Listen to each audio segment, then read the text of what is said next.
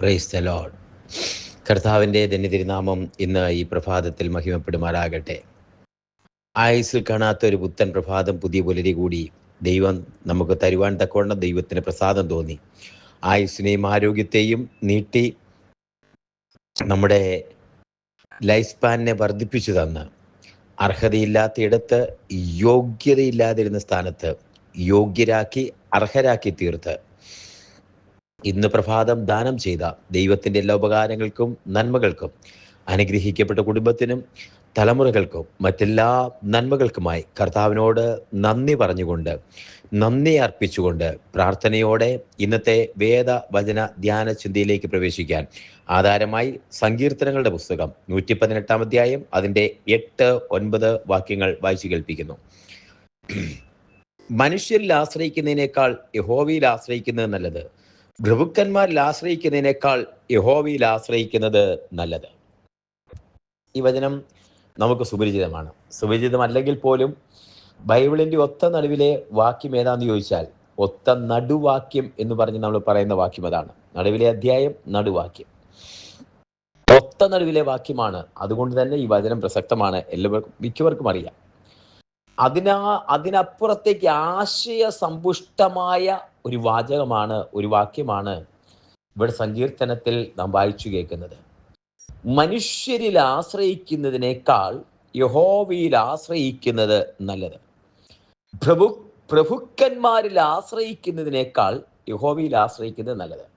ആ കാലഘട്ടത്തിൽ ഉണ്ടായിരുന്ന ആശ്രയത്വത്തിന്റെ തീവ്രത എടുത്തിട്ട് ആ സാഹചര്യമായിട്ട് ബന്ധിപ്പിച്ചിട്ടാണ് പറയുന്നത്. കാരണം അടിമ ഉടമ വ്യവസ്ഥിതി നിലനിന്ന സമയമായിരുന്നു.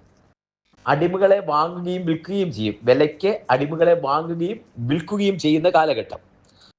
ഒരടിമ എങ്ങനെ ജോലി ചെയ്യണമെന്നും, ഇനി അടിമയ്ക്ക് ജൂബിലി വർഷം കഴിഞ്ഞിട്ട് പോകണ്ട എന്ന് പറഞ്ഞാൽ കട്ടിളക്കാലിനോട് ചേർത്ത് അവന്റെ കാത് കുത്തി ചേർത്ത് നിർത്തി ജീവിതകാലം മുഴുവൻ ഒരു യജമാനന്റെ കീഴിൽ നിന്നുകൊള്ളാമെന്നും അടിമ പ്രതിജ്ഞ ചെയ്യുന്ന അടിമ ഉടമ ബന്ധമുള്ള കാലഘട്ടം. ആ കാലഘട്ടത്തിൽ എവിടെയെങ്കിലും ഒരു അടിമ വന്ന് ഒരു ഉടമയെ ആശ്രയിച്ച് അവനിൽ ഒരു ആശ്രയം കണ്ടെത്തിയാൽ ആ ഉടമയെ വിട്ടുപോകത്തില്ല. കാരണം ഉടമ അടിമ ബന്ധം അതുപോലെ ശക്തമായിരുന്നു.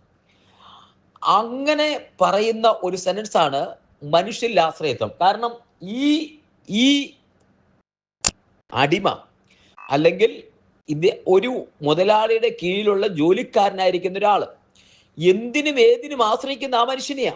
ആ മനുഷ്യനല്ലാതെ ഒരാളില്ല. കുഞ്ഞുങ്ങൾക്ക് രോഗം വന്നാൽ ആശ്രയിക്കുന്ന ആ മനുഷ്യനെയാ. ഒരു ശവം അടക്കണമെങ്കിൽ ആ സ്ഥലത്തിന് വേണ്ടി ആശ്രയിക്കുന്നത് ആ മനുഷ്യനെയാണ്. ഒരു നേരത്തെ ആഹാരത്തിന് ബുദ്ധിമുട്ട് വന്നാൽ ആശ്രയിക്കുന്നത് ഈ മനുഷ്യനെയാണ്. ജോലി കാര്യങ്ങൾ, മറ്റേത് കാര്യത്തിനും, വീട്ടിലെ കാര്യങ്ങൾ എല്ലാത്തിനും ആശ്രയിക്കുന്നത് ഈ മനുഷ്യനെയാണ്. എന്തിനും ഏതിനും ആശ്രയിക്കുന്നത് ഈ മനുഷ്യനെയാ. ഈ മനുഷ്യനല്ലാതെ ഒരാശ്രയത്വം അവർക്കില്ല. രാജാക്കന്മാരുടെ കൊട്ടാരത്തിൽ ജോലി ചെയ്തിരുന്ന അടിമകളായ ഷണ്ണന്മാരുണ്ടായിരുന്നു, അവരാശ്രയിച്ചത് രാജാവിനെയാണ്. ഇനി രണ്ടാമത് വരുന്ന പ്രഭുക്കന്മാരുടെ കൂടെ ജോലി ചെയ്തിട്ടുണ്ട്. പ്രഭുക്കന്മാരുടെ കൂടെ അങ്ങനെ ഒരു പ്രഭുവായിരുന്നു പൊത്തിഫേർ എന്ന് പറയുന്ന മനുഷ്യൻ. പൊത്തിഫേർ ഒരിക്കൽ ജോസഫ് എന്ന് പറയുന്ന അടിമയെ അടിമച്ചന്തയിൽ നിന്ന് വിലയ്ക്ക് വാങ്ങി വീട്ടിൽ കൊണ്ടുവന്ന് ശുശ്രൂഷ ചെയ്യാനാക്കി. വിശ്വസ്തനായിരുന്നത് കൊണ്ട് തനിക്കുള്ളതിനെയെല്ലാം ആ പൊത്തിഫേർ ഈ ജോസഫ് എന്ന ആ അടിമയ്ക്ക് കൊടുത്തു. ഈ അടിമ എന്ന് പറയുമ്പോൾ അവിടെ വ്യക്തമായി നമുക്ക് മനസ്സിലാകും, ഈ യജമാനനല്ലാതെ ഒരാശ്രയത്വം ഈ അടിമയ്ക്ക് അല്ലെങ്കിൽ ജോലിക്കാരനില്ല. ഇതായിരുന്നു അന്നത്തെ ബന്ധം. ഒന്ന്, രാജാക്കന്മാർക്ക് സാധാരണ മനുഷ്യർക്കുള്ള ബന്ധം. രണ്ട്, പ്രഭുക്കന്മാർക്കുള്ള ബന്ധം. പ്രഭു എന്ന് പറഞ്ഞാൽ കുറച്ചുകൂടെ മേളിലുള്ളയാളാണ്, സാധാരണ മനുഷ്യരെക്കാൾ മുകളിലുള്ളയാളാണ്. അതുകൊണ്ടാണ് ജോസഫിൽ കുറ്റം കാണാഞ്ഞിട്ടും കുറ്റമുണ്ട് എന്ന് പറഞ്ഞ് ചോദ്യം ചെയ്യാതെ തുറങ്കലിലടയ്ക്കാൻ, ആ കുണ്ടറയ്ക്കകത്ത് ജയിലിനകത്ത് അടയ്ക്കാൻ കഴിയുന്നത് പ്രഭുവായതുകൊണ്ടാണ്. അതുകൊണ്ട് അവരെല്ലാവരും തെറ്റോ ശരിയോ കൂടാതെ പ്രഭുക്കന്മാരെയും രാജാക്കന്മാരെയും ആശ്രയിച്ചാണ് കഴിഞ്ഞുകൊണ്ടിരുന്നത്. എന്നാൽ ഇവിടെ വ്യത്യസ്തമായ ചിന്ത എന്ന് പറയുന്നത്, സങ്കീർത്തനക്കാരൻ മനുഷ്യരുടെ ആശ്രയത്വം അറിഞ്ഞു, പ്രഭുക്കന്മാരുടെ ആശ്രയത്വം അറിഞ്ഞു. ഈ രണ്ട് ആശ്രയത്വത്തിനും അപ്പുറത്ത് ദൈവത്തിലുള്ള ഈ ആശ്രയത്വം എന്താണെന്ന് രുചിച്ചറിഞ്ഞ ദാവീദ് പറയാ, മനുഷ്യരിൽ ആശ്രയിക്കുന്നതിനേക്കാൾ യഹോവയിൽ ആശ്രയിക്കുന്നത് നല്ലത്. പ്രഭുക്കന്മാരിൽ ആശ്രയിക്കുന്നതിനേക്കാൾ യഹോവയിൽ ആശ്രയിക്കുന്നത് നല്ലത്. കോരഹൂത്രന്മാർ പറയുക, ഞങ്ങൾ മനുഷ്യരിൽ ആശ്രയിച്ചിരുന്നു, പക്ഷേ ആശ്രയം വ്യർത്ഥമായി പോയി, ഉപകാരപ്പെട്ടില്ല, അടുത്ത ദിവസത്തിൽ ഛേദിക്കപ്പെട്ടു പോയി. ഞങ്ങൾ പ്രഭുക്കന്മാരിലൊക്കെ ഞങ്ങളുടെ പിതാക്കന്മാരൊക്കെ ആശ്രയിച്ചിരുന്നു, അവരെല്ലാം തീർന്നുപോയി. അതുകൊണ്ട് ഞങ്ങളൊരു വസ്തുത മനസ്സിലാക്കി, ദൈവത്തിന്റെ കോപ ദിവസത്തിൽ, ദൈവത്തിന്റെ ക്രോധ ദിവസത്തിൽ ദൈവത്തിന്റെ മുമ്പിൽ നിൽക്കണമെങ്കിൽ മനുഷ്യരുടെ ആശ്രയം പറ്റത്തില്ല. ഈ ലോകത്തിലെ ചെറിയ കാര്യങ്ങൾക്ക് മനുഷ്യരെ ആശ്രയിക്കുന്ന പോലെയല്ല. മനുഷ്യരുടെ ആശ്രയം ഒക്കത്തില്ല. മനുഷ്യരിൽ ആശ്രയം അത് തീർന്നു പോകുന്നതാ. മനുഷ്യരിൽ ആശ്രയിക്കുന്നതിനേക്കാൾ യഹോവയിൽ ആശ്രയിക്കുന്നത് നല്ലത്. പ്രഭുക്കന്മാരിൽ ആശ്രയിക്കുന്നതിനേക്കാൾ യഹോവയിൽ ആശ്രയിക്കുന്നത് നല്ലത്. രണ്ടാമത്തെ കാര്യം, മനുഷ്യരുടെ മുഖം മാറും.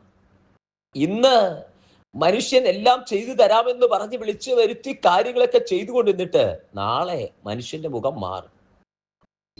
പ്രഭുക്കന്മാരുടെ മുഖം മാറും. എല്ലാം ചെയ്യാമെന്നും എല്ലാ സപ്പോർട്ടും ഉണ്ടെന്നും എല്ലാത്തിനും കൂടെ നിൽക്കാമെന്നും പറയുന്ന പ്രഭു, ആ മുഖം മാറിപ്പോകും. ആ മുഖം മാറിപ്പോകും സാഹചര്യത്തിനനുസരിച്ച്, അദ്ദേഹത്തിന്റെ സ്ഥിതിക്കും നിലയ്ക്കും വിലയ്ക്കും അനുസരിച്ച്, അദ്ദേഹത്തിന്റെ ചുറ്റുമുള്ള ആളുകളുടെ വില അനുസരിച്ച്, സാഹചര്യത്തിന് അനുസരിച്ച് മുഖം മാറും, മനസ്സ് മാറും. എന്നാൽ യഹോവ ഒരിക്കലും മുഖം മാറ്റി കളയുകയില്ല. അവർ അൺചേഞ്ചബിൾ ഗോഡ്, ഗതിഭേദത്താൽ ആച്ഛാദനമില്ലാത്ത ദൈവം. മുഖം മാറ്റി കളയുകയില്ല, മുഖം മറച്ചു കളയത്തില്ല. മാത്രമല്ല, സാഹചര്യത്തിനൊത്ത് സ്വഭാവം മാറ്റുകയില്ല, അവസരത്തിനൊത്ത് സ്വഭാവം മാറ്റിക്കളയുകയില്ല, ആശ്രയത്തെ വിട്ടുകളയുകയില്ല. സ്ഥിരമായി ഒരിക്കലും മാറാത്തവൻ. അതുകൊണ്ടാണ് സ്ഥിരമാനസൻ കർത്തനിൽ ആശ്രയിക്കുന്നതിനാൽ സ്ഥിരമായി ആശ്രയിക്കാൻ കൊള്ളാവുന്ന ഇടമാണ്. അതുകൊണ്ട് അത് മനസ്സിലാക്കിയിട്ടാണ് പറയുന്നത്, ദാവീദ് പറയുന്നത്, മനുഷ്യരിൽ ആശ്രയിക്കുന്നതിനേക്കാൾ യഹോവയിൽ ആശ്രയിക്കുന്ന നല്ലത്, പ്രഭുക്കന്മാരിൽ ആശ്രയിക്കുന്നതിനേക്കാൾ യഹോവയിൽ ആശ്രയിക്കുന്ന നല്ലത്. യോബ് പറയുന്നത്, അവനെന്നെ കൊന്നാലും ഞാൻ അവനായിട്ട് കാത്തിരിക്കും. കോരഹ് പറയുന്നത്, എന്തെല്ലാം വന്നാലും, പർവ്വതങ്ങൾ ഇളകി സമുദ്രത്തിന്റെ മധ്യത്തിൽ വീണാലും, കോരഹൂത്രന്മാർ പറയുന്നു, പർവ്വതങ്ങൾ ഇളകി സമുദ്രമധ്യത്തിൽ വീണാലും, അതിന്റെ കോപം കൊണ്ട് തിരമാലകൾ ഇരച്ചു പൊങ്ങിയാലും, ദൈവം നമ്മുടെ സങ്കേതവും ബലവുമാകുന്നു. കഷ്ടങ്ങളിൽ ഏറ്റവും അടുത്ത തുണയായിരിക്കുന്നു. തുണയായ ദൈവം, ഇടയനായ ദൈവം. ഞാനൊരു കാര്യം യഹോവയുടെ അപേക്ഷിച്ച് അത് തന്നെ ഞാൻ ആഗ്രഹിക്കുന്നു. അതേ, കർത്താവിന്റെ സാന്നിധ്യം അനുഭവിക്കാൻ ആഗ്രഹിക്കുന്നത് ഇതാണ്. ഇവ മനുഷ്യരിൽ ആശ്രയിക്കുന്നതിനേക്കാൾ യഹോവയിൽ ആശ്രയിക്കുന്നത് നല്ലത്. പ്രഭുക്കന്മാരിൽ ആശ്രയിക്കുന്നതിനേക്കാൾ യഹോവയിൽ ആശ്രയിക്കുന്നത് നല്ലത്. മാറാത്ത മുഖം, മറക്കാത്തവൻ, വഴിയിലിട്ടിട്ട് പോവുകയില്ല. ഏതെങ്കിലും ഒരുവന് വയ്യാതെ വന്നാൽ അവനെ കൊണ്ട് തനിക്ക് പ്രയോജനമില്ലെന്ന് കണ്ടാൽ മനുഷ്യർ അവനെ ഇട്ടിട്ട് പോകും, അവനെ വിട്ടുപോകും. ഇനി എനിക്ക് ഇവനെ കൊണ്ട് പ്രയോജനമില്ലെന്ന് കണ്ടാൽ അവനെ ഉപേക്ഷിക്കും. എന്നാൽ ദൈവം അങ്ങനെയല്ല.